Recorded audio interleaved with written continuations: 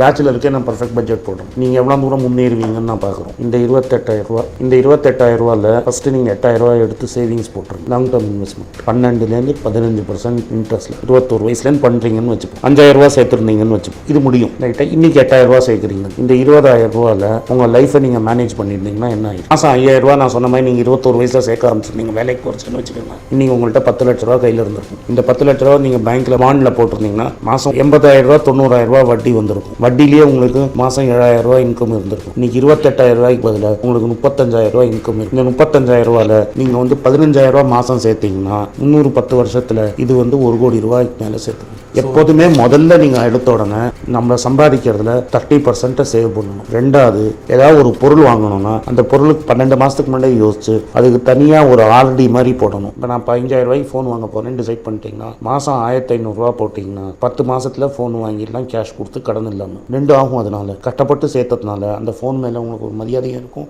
வேல்யூவும் இருக்கும். இன்றைக்கி நான் நஷ்டம் ஆனால் கூட ஒரு இன்சூரன்ஸ் போட்டிருந்தீங்கன்னா டெஃபினட்டாக பணம் வரும். ஆனால் இன்றைக்கி நம்ம பசங்க என்ன பண்ணுவாங்க, யோசிச்சோடனே இன்னைக்கு 15,000 ஃபோனை வாங்கிட்டு கிரெடிட் கார்டில் வாங்கி இஎம்ஐ கட்டிட்டு இருப்பாங்க. அதனால ஃபஸ்ட்டு இஎம்ஐயில் வாங்கக்கூடாது, காஸ்ட்லி பொருள் வாங்கவே கூடாது. ஏன்னா செல்ஃபோன் 10,000 நீங்கள் ஒரு நல்ல ஸ்மார்ட் ஃபோன் கிடைக்கும். அதை அட்லீஸ்ட் 4 வருஷமாவது நீங்கள் யூஸ் பண்ணணும். நம்ம ஒரு செல்ஃபோனையும் 2-3 மாதத்தில் ஒர்க் பண்ணணும். கல்யாணங்கிறது ஒரு கன்சம்ஷன். ரெஜிஸ்டர் ஆஃபீஸில் பண்ணாலும் கல்யாணம் தான், கோவிலில் பண்ணாலும் கல்யாணம் தான், சர்ச்சில் வச்சு கல்யாணம் பண்ணாலும் ஊரை கூட்டி செலவு பண்ணுங்கிறது முட்டாள்தனம். கடன் வாங்கி கல்யாணம் பண்ணுறதுங்கிறது தப்பு. அதே மாதிரி கடன் வாங்கி கன்சியூம் பண்ணவே கூடாது. முதல்ல சேவிப்புங்கிறது 28,000 இருக்குன்னா 8,000 நீங்கள் சேவிக்கணும். இதை எப்படிங்கிறத நான் பார்த்துக்கிறேன். இப்போ நீங்கள் இந்த 15 லட்ச ரூபா இருந்ததுன்னு வச்சுக்கோங்க. இப்போ நீங்கள் கல்யாணம் பண்ணீங்கன்னா உங்களுக்கு ப்ராப்ளம் இல்லை.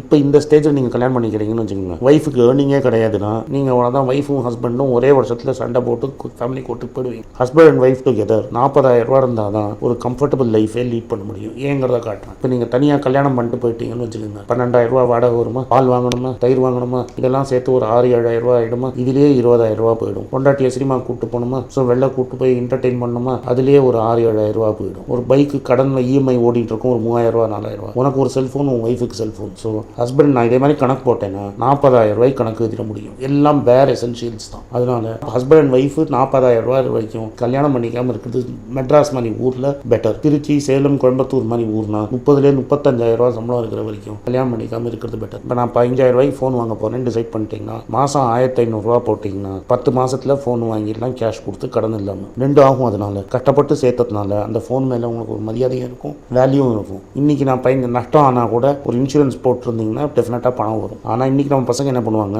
யோசிச்சோடனே இன்னைக்கு 15,000 ஃபோனை வாங்கிட்டு கிரெடிட் கார்டில் வாங்கி இஎம்ஐ கட்டிட்டு இருப்பாங்க. அதனால ஃபஸ்ட்டு இஎம்ஐயில் வாங்கக்கூடாது, காஸ்ட்லி பொருள் வாங்கவே கூடாது. ஏன்னா செல்ஃபோன் 10,000 நீங்கள் ஒரு நல்ல ஸ்மார்ட் ஃபோன் கிடைக்கும். அதை அட்லீஸ்ட் 4 வருஷமாவது நீங்கள் யூஸ் பண்ணணும்.